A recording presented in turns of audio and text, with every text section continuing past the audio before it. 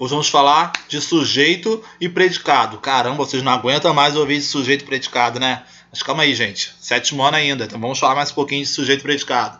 O negócio vai ganhando um novo rumo, tá bom? Vamos lá. Vocês já sabem, sujeito e predicado, todo final de ano, de 5º ano, 4º ano, tem sujeito e predicado. Pô, agora no 7º ano chegou logo no início. Então vamos dar uma paradinha aí para dar uma estudada no sujeito e predicado. Espero que vocês gostem da nossa aula. Para que a oração tenha significado, são necessários alguns termos básicos, os termos essenciais. A oração possui 2 termos essenciais, o sujeito e o predicado. Enquanto o sujeito é aquele ou aquilo de que ou quem se fala, o predicado é a informação dada sobre o sujeito. Uma forma fácil de detectar o sujeito é através das perguntas: quem? O que? Que? Feita antes do verbo. O predicado ele é composto obrigatoriamente por um verbo ou locução verbal, iniciando-se nesse verbo ou a locução verbal. Olha o exemplo, para ficar mais claro, tudo que a gente já conversou até agora. Os estudantes organizaram a homenagem. Aí vamos fazer a pergunta: quem organizou a homenagem? Vamos lá no verbo, o verbo é organizaram. Vou fazer uma pergunta para aquele verbo.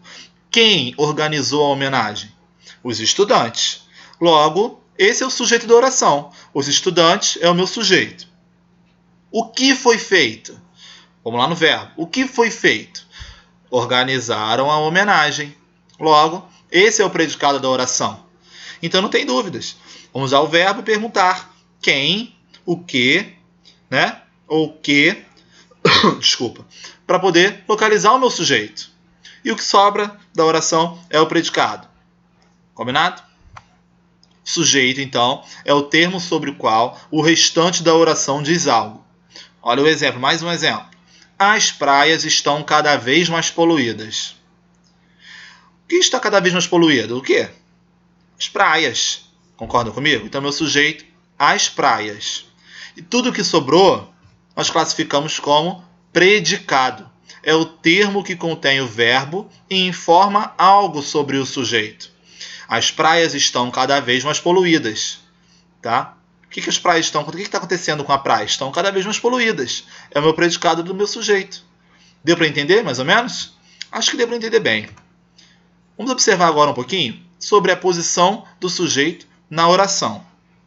O sujeito ele pode aparecer na ordem direta ou na ordem inversa.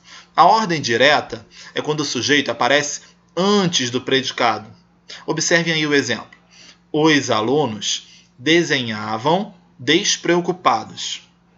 Observem a posição. O que aparece primeiro? O sujeito ou o predicado? Primeiro aparece o sujeito. Os alunos. Então aí nós temos a ordem direta. Já na ordem inversa, o sujeito ele aparece depois do predicado. Precisam ser pintadas essas paredes.